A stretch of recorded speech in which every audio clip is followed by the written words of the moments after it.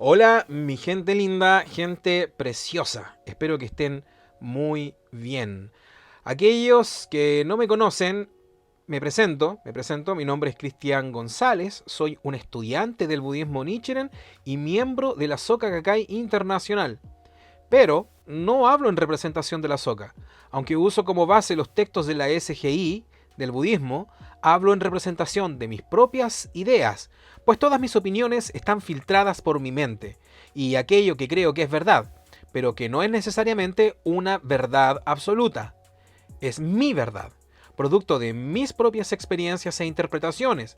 Así que quizá mañana estas verdades sean diferentes para mí. Por consiguiente, no me creas nada, pon a prueba este conocimiento a través de tus propias experiencias y reflexión y complementa esta información estudiando, ¿ok? Así que siempre, no solo lo que digo yo, sino lo que le escuches decir a cualquiera, sea o no miembro de la SGI, sea libro, sea incluso tu propia mente, cuestiónalo, ¿ok? Cuestiónalo todo, siempre piensa, siempre usa esta capacidad maravillosa que tienes, ¿cierto? De reflexionar por tu propia cuenta y ver así también cuáles son los caminos que te llevan a una verdad que a ti te haga sentido, que resuene con tu ser. ¿Ya? Yo no vengo aquí a enseñar verdades absolutas. Dicho eso, vamos de inmediato con el texto. Últimamente es muy frecuente que me encuentre con textos relacionados con el Gohonzon. Me ha pasado que me he encontrado con ellos, entre comillas, accidentalmente, o que incluso en dos reuniones ya recientes alguien abordó el tema acerca del Gohonzon. De hecho, incluso se ha repetido el texto que hemos analizado. Y además, justo esta semana, un amigo mío, querido Jacob, ¿cierto? Miembro también de la Soka Gakkai de Valparaíso, me envió un documento en PDF que hablaba acerca del Gohonzon. Todo esto muy sincrónico con mis propios intereses, porque precisamente últimamente eh, uno de mis intereses fundamentales ha estado en comprender mejor el Gohonzon, ¿cierto? Es como si hubiese llamado estas respuestas a mi vida.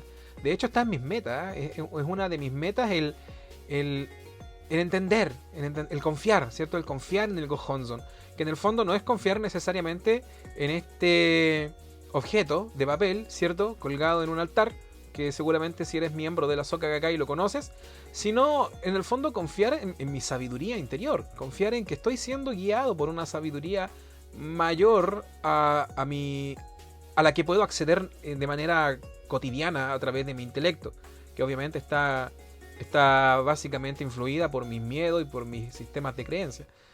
La idea es que existe una sabiduría que está más allá de eso. Ya hemos hablado de eso antes, no voy a profundizar demasiado ahora porque por supuesto queremos darle curso al texto, ¿ya? Así que vamos a partir por este texto que se llama El Gohonzon y que fue publicado originalmente en la revista Esperanza, Guía de Estudios 2013, de los meses de septiembre y octubre. Bueno, esto lo aclaro solamente para que sepan que es información que está publicada y que no la saqué de, qué sé yo, de algún sitio, de algún blog, de alguna persona, lo cual no me parece en todo caso mal, pero de todas maneras lo menciono. Ya, no sé si alcance a revisar el texto completo en una sola sesión, pero si hace falta lo cortamos y seguimos viéndolo en la sesión siguiente. Y ahora sí, vamos a empezar con el Gohonzon. Un famoso pasaje de los escritos de Nichiren Daishonin dice: Yo, Nichiren, he inscrito mi vida en Tintasumi. Por eso, crea en el Gohonzon con todo su corazón. Honzon es una palabra japonesa que significa objeto de respeto o devoción fundamental. El prefijo go significa digno de honor, mientras que Nam-myoho Renge-kyo es la ley suprema del universo.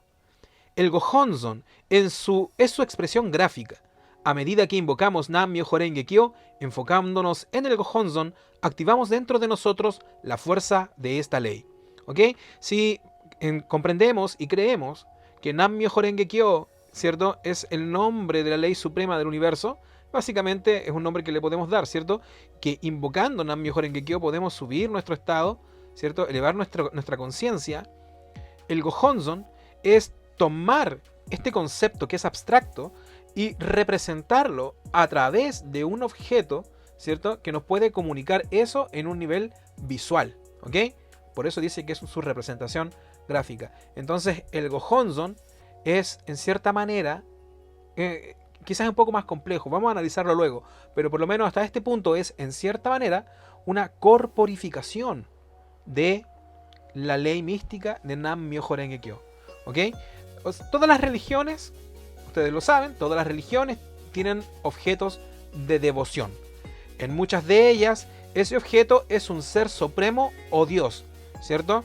Por ejemplo, bueno, no quiero entrar en comparaciones con otras religiones, pero esto es importante, ¿eh? Cuando yo hago comparaciones con otras religiones, no lo estoy haciendo en desmedro de ellas, ¿ok? Yo creo, soy un convencido de que básicamente todo camino es válido, que al final depende de la conciencia de cada uno, elevarse o no, ¿cierto? O si toma las cosas para crecer o para enfatizar, ¿cierto? Las diferencias que tengo yo con el resto que cree distinto que yo, ¿ok?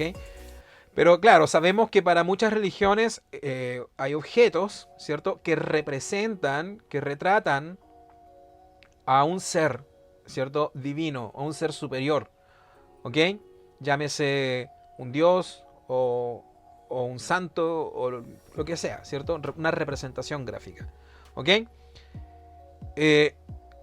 Para muchas escuelas del budismo, tradicionalmente, han reverenciado al Buda y sus enseñanzas. Pero el concepto de Buda, entre una y otra escuela, va difiriendo. ¿Ok? El concepto de Buda no es igual para... No hay un solo budismo, por así decirlo. ¿Ok?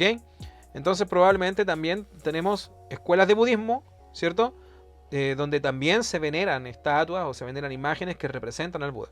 ¿Ok? El Gohonzon no obedece a esa misma lógica. Cuando nosotros veneramos al Gohonzon, no estamos venerando al objeto por objeto, ni tampoco estamos venerando al objeto porque represente el poder de una entidad externa a nosotros.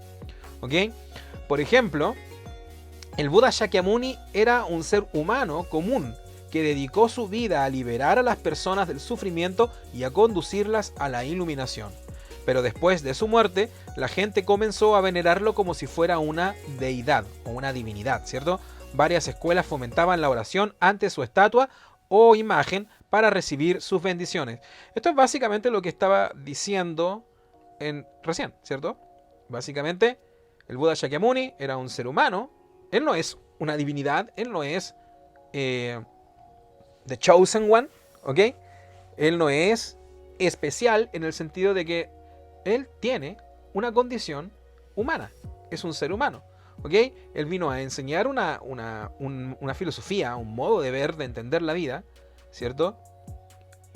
Nos vino a enseñar a iluminarnos y que el potencial de la iluminación estaba en todos. Pero, como suele pasar, porque nosotros los seres humanos somos así, ¿cierto? Necesitamos a veces consuelo y necesitamos líderes que nos guíen o imágenes o ideas en donde depositar nuestra confianza y nuestra esperanza, y nos olvidamos por completo de que en realidad esta enseñanza se trataba de creer en nosotros mismos, ¿ok? Así que con el tiempo, ¿cierto? Las escuelas de budismo comenzaron, algunas, no estoy diciendo que todos o que todo el budismo es así, algunas de las escuelas empezaron a enseñar a adorar al Buda, lo convirtieron en un dios y hablan y se refieren a él como si hubiese que rendirle culto en lugar de enfocarse en la conducta, ¿cierto? En el pensamiento y en este cambio de conciencia que nos lleve a ver más allá, ¿cierto? De nuestras limitaciones. Bueno, voy a dejar de reflexionar un rato. Nichiren enseñó que las personas que ven al Buda o a la ley como algo separado de ellas mismas no pueden revelar todo su potencial. Explicó: si piensa que la ley está fuera de usted, no está abrazando la ley mística, sino una enseñanza inferior.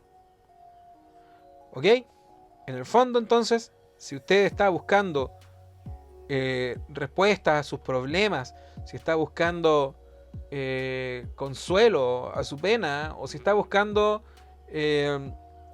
las recompensas o las metas que usted desea, pidiéndole al Gohonzon que se las dé como si fuera un dios o una deidad externa de usted, entonces está enfocando mal su oración, está enfocando mal su punto de vista, ¿ya?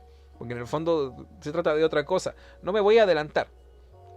Miren, yo sé que a veces me interrumpo demasiado y que quizá eso resulta un poco cansado, así que durante el próximo párrafo trataré de interrumpirme casi nada, casi nada. Vamos a seguir leyendo de manera fluida.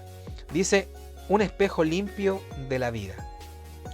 En contraste con venerar el Buda o la ley como si fueran objetos externos, el gran maestro Tien Tai de la China, basando su enseñanza en el Sutra del Loto, estableció una disciplina de meditación para alcanzar la iluminación.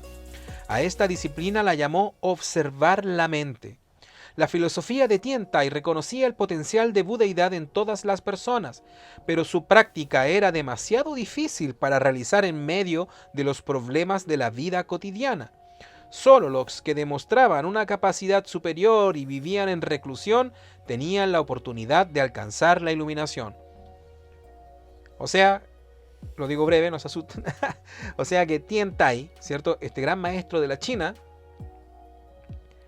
dedujo una metodología de meditación que podía ayudarnos a iluminarnos, pero era una metodología muy exigente y que básicamente estaba reservada para el clero, o sea, para los monjes que vivían recluidos en un monasterio. En cambio, Nichiren Daishonin estableció una enseñanza y una práctica con la cual despertar directamente la naturaleza iluminada inherente en cualquier ser humano. La práctica de invocar Nam-myoho Renge-kyo. La iluminación es más que un simple estado de ánimo. O sea, estar iluminado no significa sencillamente sentirse contento, ¿ok? Comprende la totalidad de nuestro ser mental, espiritual y físico, así como también nuestro comportamiento. La introspección sola, tal como está indicada en las enseñanzas de Tien Tai, es un método parcial para lograr la iluminación. Nichiren inscribió el Gohonzon para que sirviera de espejo para reflejar nuestra naturaleza iluminada inherente y hacer que esta naturaleza iluminada impregnara todos los aspectos de nuestra vida. El presidente Ikeda de la SGI explica: los espejos reflejan nuestra forma externa. El espejo del budismo, no obstante, revela el aspecto intangible de nuestra vida. Los espejos, que funcionan gracias a las leyes de la luz y la reflexión, son producto de la sabiduría del hombre. Por otra parte, el Gohonzon, que se basa en la ley del universo y la vida misma, es la cúspide de la sabiduría del Buda y nos hace posible manifestar la budeidad, pues nos proporciona el medio para percibir el verdadero aspecto de nuestra vida. ¿Ok? Bueno, aquí hay algunas cosas que yo podría añadir, pero, solamente voy a agregar un par de cosas, ¿ok? Lo primero, es importante recordar que en el Japón del siglo XIII no existían los espejos de vidrio que tenemos hoy día en la casa, ¿cierto? Si hoy día se te rompe un espejo, vas al supermercado y te compras otro. Es muy sencillo, ¿ok? Pero en la época del Daishonin, en el siglo XIII, los espejos se hacían de una aleación, ¿cierto? Que sobre todo tenía bronce. Entonces, como eran espejos metálicos, si no se los pulía con frecuencia, se percudían, ¿ok? Se manchaban y costaba después mucho más pulir. Así que se les prestaba gran cuidado, porque además eran objetos de valor. O sea, quizá una persona, digamos que no fuera rica, ¿cierto? A lo mejor iba a tener un espejo en su vida, ¿ya? Entonces no era como que se pudiese romper y comprar otro, así que tenían que hacerle mantenimiento. Incluso podían pagarle a otras personas para que lo pulieran, ¿ya? En ese sentido, se hace esta comparación entre el Gohonzon, ¿cierto?, con un espejo. Entonces, este Gohonzon en realidad no representa ningún poder externo, nos representa a nosotros mismos. Y este Gohonzon, para mantenerlo brillante, para que refleje nuestro estado de vida más alto, ¿cierto? Tenemos que pulirlo. ¿Y cómo lo pulimos? Practicando Nam-myoho Renge Kyo. ¿Ok? En el fondo, como diríamos, meditando, ¿cierto? Sobre la naturaleza de nuestra vida más esencial. Nosotros reconociendo frente al Gohonzon que somos este estado de vida, o que yace en nosotros este estado de vida del Buda iluminado, ¿cierto? Nosotros mantenemos este reflejo o esta idea de nosotros mismos que en el fondo el Gohonzon nos está recordando, la mantenemos limpia, pura y cristalina, ¿cierto? Es bastante simbólico, ¿ok? No te estoy diciendo que si no eres miembro de la Soka, no te estoy diciendo que creas en esto a pie de juntillas. Yo entiendo que los objetos son símbolos, pero cuando tú acoges ese símbolo en tu vida, adquiere un gran sentido para ti, ¿ok? En el fondo lo que estoy diciendo es, el Gohonzon representa tu vida, y yo sé que eso no significa que el Gohonzon sea tu vida es tu vida, ¿ok? Así que tu prioridad es cuidar tu vida, pero de manera muy precisa, la manera en que te relacionas con el Gohonzon suele ser la manera en que te relacionas con tu propia vida. Si eres descuidado con el Gohonzon, sueles ser descuidado con todo y por consiguiente con tu propia vida, ¿cierto?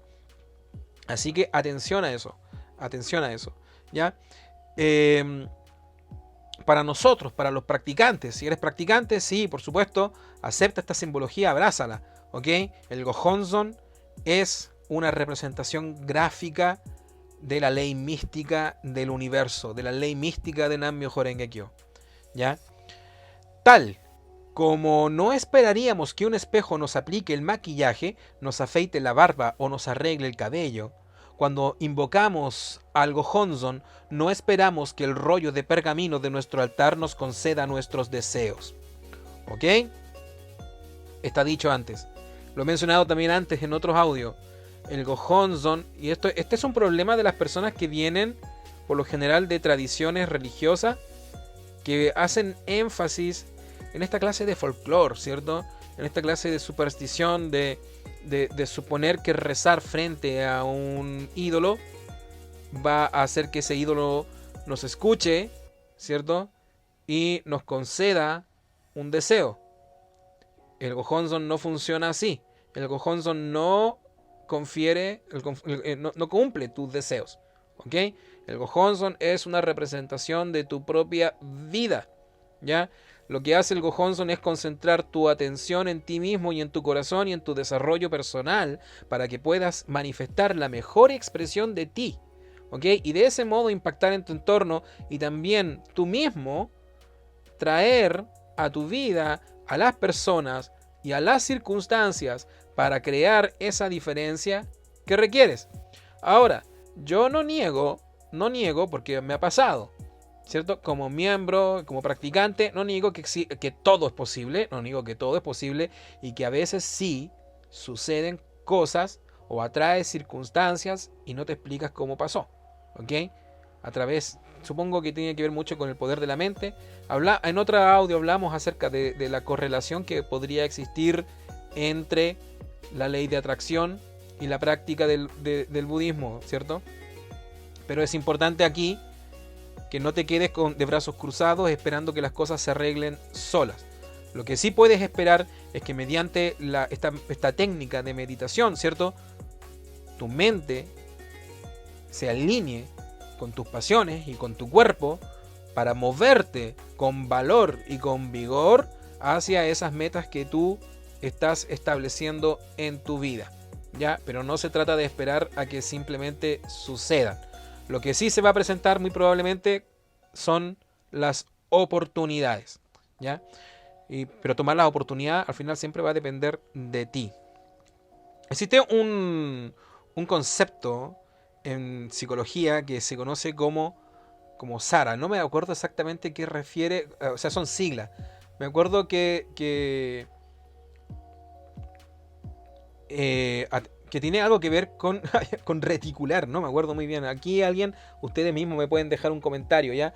Pero ciertamente sabemos, si lo quieres ver desde un lado más racional, yo sé que hay gente que aquí tiene la mente muy abierta y que está dispuesta a aceptar la posibilidad de que al estar practicando nuestra vida cambia en un nivel interno y nuestra conexión con el universo cambia y que empezamos a atraer, ¿cierto?, a nuestra vida a las personas y las circunstancias necesarias para crear esos cambios. Pero si eres una persona más racional, seguramente te digo de todas maneras que existe evidencia, seguramente lo sabes, ¿cierto?, de que cuando nosotros tenemos la atención puesta en un objetivo específico, ¿cierto?, o en una creencia específica, estamos más atentos a todos aquellos estímulos externos que nos confirman nuestra creencia o que nos acercan hacia esa meta. ¿Ok? Es por eso que, no sé, si alguna vez estuviste, a mí me pasó, por ejemplo, cuando estábamos esperando a mi hija, ¿cierto?, con mi señora, empezamos a ver mujeres embarazadas en todas partes. ¿Ok? Una época en que yo me quería comprar un auto, un Volkswagen Escarabajo. ¿Ok? Y en esa época me era muy fácil detectar autos del mismo modelo que yo quería. Los veía con mucha frecuencia. Eso, obviamente, no es casualidad. Eso es el trabajo de tu mente que está aislando los distractores y te está llevando directamente hacia tu foco. ¿Ok? Entonces no es que de un día para otro aparecieron más mujeres embarazadas y no es que de un día para otro habían más Volkswagen en la calle. Simplemente yo había desarrollado una capacidad para detectarlos con más facilidad. ¿Ok? De la misma manera, cuando tú te propones una meta o te propones salir de un problema y te enfocas en ello y practicas con ese foco, es lo más probable que las oportunidades para acceder a ello se presenten a tu vida de manera recurrente y evidente. ¿Ya? Por eso también es importante que cuides lo que piensas.